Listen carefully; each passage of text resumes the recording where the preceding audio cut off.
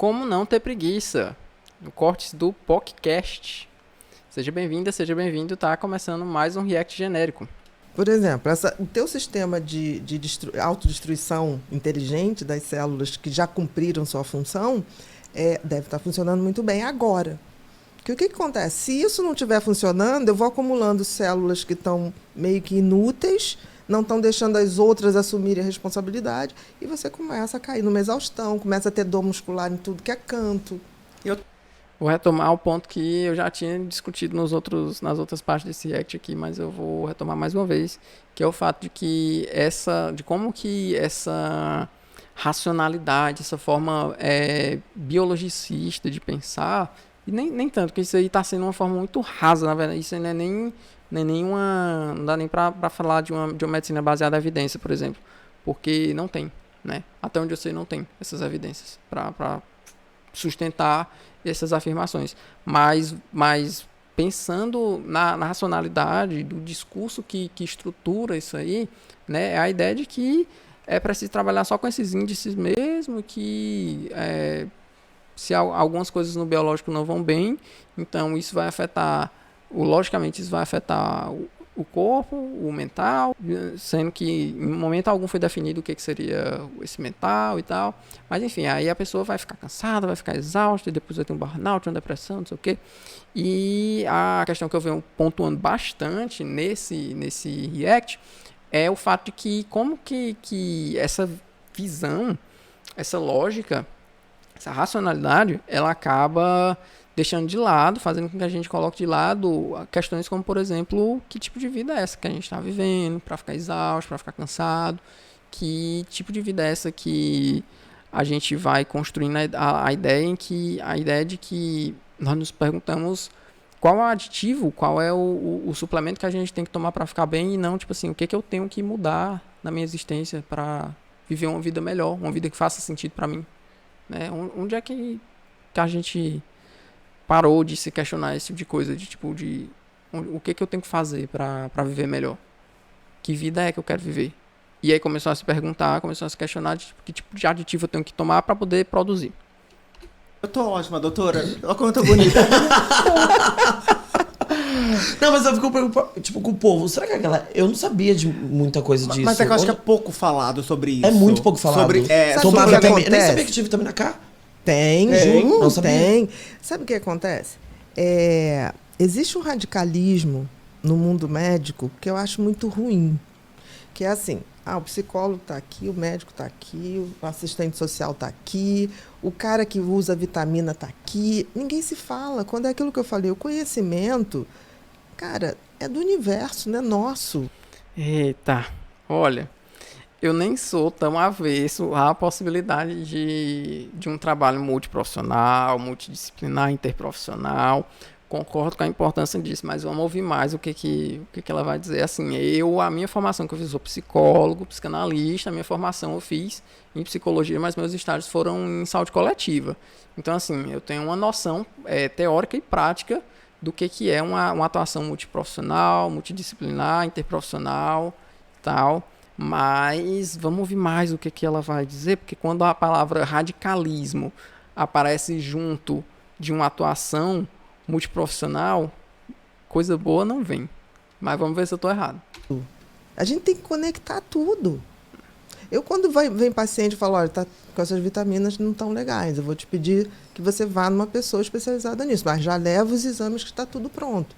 Meus pacientes vão para ginecologista, urologista, já com todos os exames pedidos. Olha, o que ela está fazendo? É uma ficha de triagem, de encaminhamento de outras coisas. Isso não é conversa, isso não é trabalho multidisciplinar. Enfim.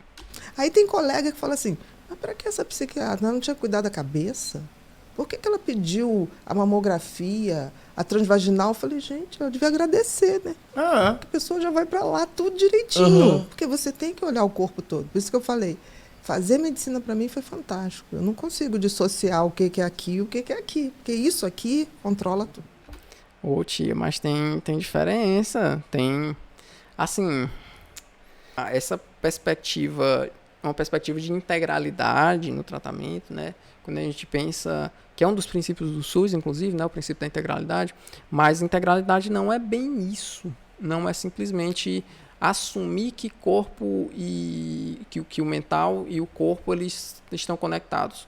O nome disso aí está mais para monismo, né? Tipo assim, que o corpo é uma mônada, é uma coisa só, é um monolito, é uma coisa só, é uma entidade só, e pronto, e tal. Isso está mais para um monismo do que para uma integralidade, para pensar em integralidade. A integralidade pensar a integralidade do sujeito, pelo menos na perspectiva da clínica ampliada, que foi de onde eu me pautei, de onde eu me baseei para pensar, para atuar nos meus estágios, em saúde coletiva, a integralidade do sujeito leva em consideração, né, pensar o sujeito de forma integral, leva em consideração também ver onde é que ele está inserido, ver os componentes de uma dimensão política, social, cultural, tudo isso junto. Então, não é só você pensar que o corpo e mente estão juntos, integralidade. Não é isso.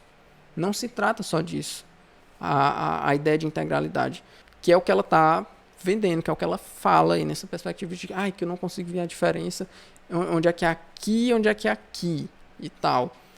Porque realmente, essa diferença ela é didática, não é uma diferença teórica, mas quando a gente vai pensar, se a perspectiva é pensar um trabalho multiprofissional, um trabalho interprofissional, multidisciplinar, transdisciplinar, e que oferece um cuidado integral ao sujeito, não dá para se pensar só assim. É necessário você levar em consideração também os aspectos políticos, os aspectos sociais, os aspectos culturais envolvidos no estudo, que é o que o corte inteiro foi sendo colocado de lado na medida em que a resposta para o problema do que é patológico, ela vem a partir de uma identificação apenas dos aspectos do corpo, dos aspectos dos neurotransmissores, das vitaminas que faltam. Então, assim, não dá para pensar cuidado integral quando a gente olha só para um lado.